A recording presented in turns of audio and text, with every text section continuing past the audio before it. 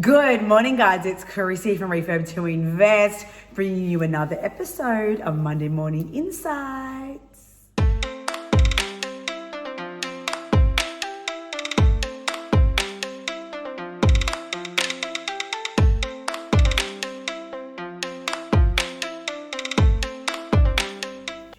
Alrighty, now today's episode is brought to you from the Sunnyside, however, it's not very sunny today, Sunshine Coast. Now I'm here on holidays with my beautiful boys, and I wanted to make sure that we did not miss an episode to launch for you guys, because this content and this advice is so crucial to helping any property owner out there wanting to strategically transform their property the best way, the most cost-effective way, the most time-efficient way to protect themselves, to increase their return on investment, save more money, spend less, but get a better return. So here we go. Today's topic is talking about when you should be using trades versus a builder.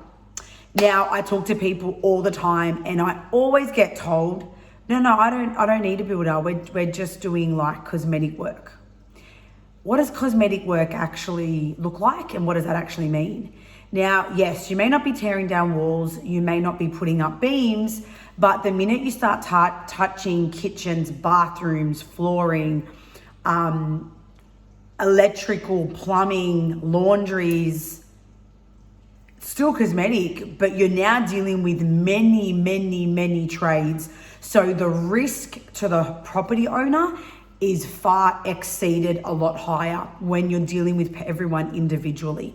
Now, if you're organizing this all yourself, different story. But the minute you engage a consultant and the minute you grab on a designer or a stylist or someone or a consultant like us to plan it for you, you increase your risk when you've got multiple people, multiple trades there that are doing your work.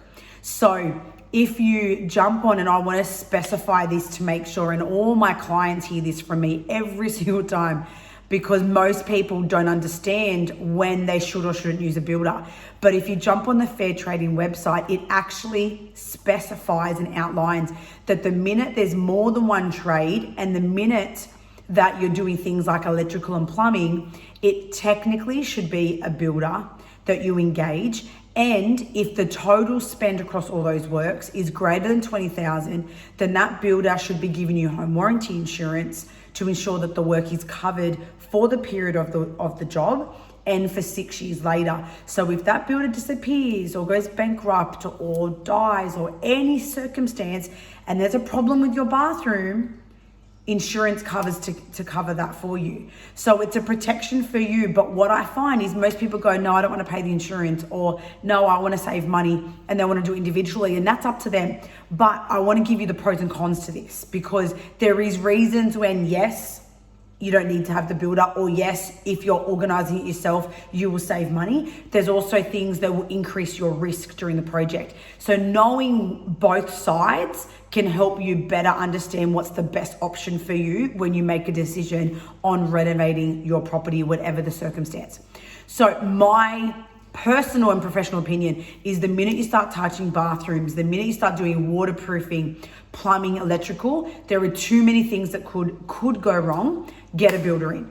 Don't worry about having the waterproofer and the tiler and this guy and trying to managing it yourself, because the minute one little thing's done accidentally and your bathroom's finished, then you find a leak, you're up trying to work out where it's from. And unless you can prove who it's from, where the issue's from, and who did the problem, you're gonna have trouble trying to get that rectified without it being another cost to you.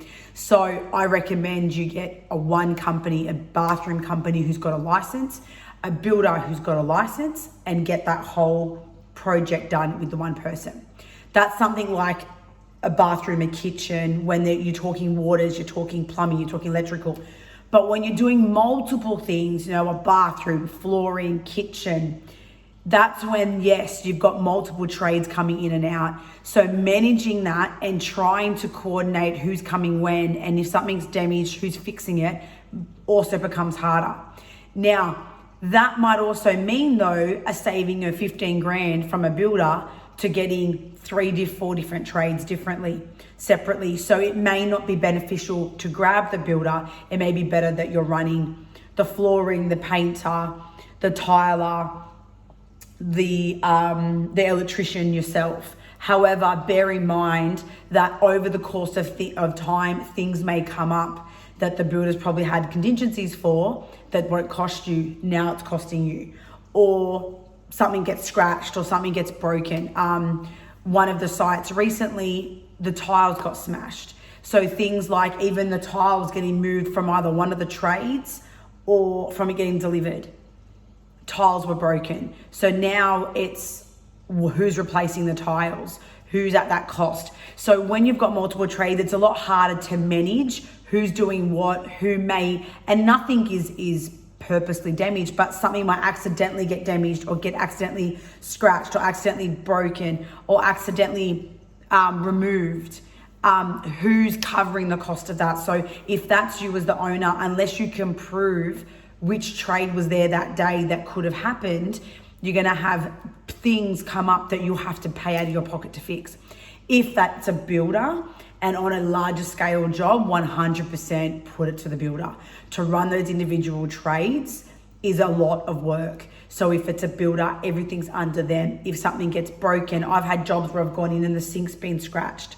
Builder, replace the sink. Doesn't matter which of his trades does it. I actually don't care. But if that's his job site and he's the one who owns that site, you're replacing that sink. So you've got pros and cons to both circumstances, but it depends on the scale of your job, depends on how big it is as to what is the best decision for you.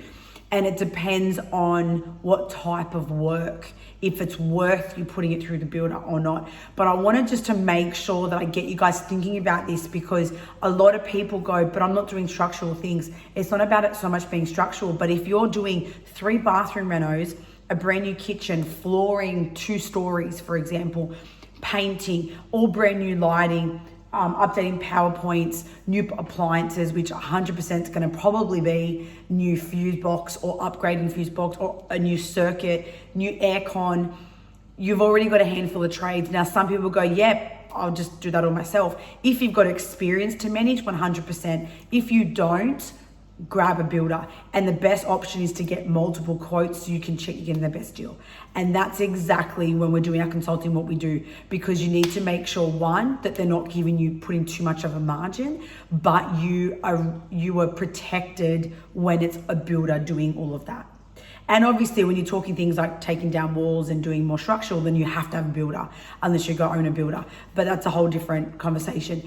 But even on smaller jobs where you think I'm only doing a bathroom and some flooring and painting, sometimes it's still worth putting that through a builder or through a company that's doing all of it. But check the licensing, and if a total of those items exceeds 20,000, then that builder needs to give you home warranty insurance. So make sure you're talking to your builders to get the right information as well, because sometimes that's an issue and they'll invoice you multiple invoices to cover off not giving you insurance, but they actually need to give you insurance.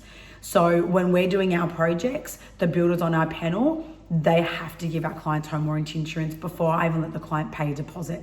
So it's very important to do your due diligence and make sure you've covered off the right steps, just to make sure that you're fully protected in the best possible scenario for your project.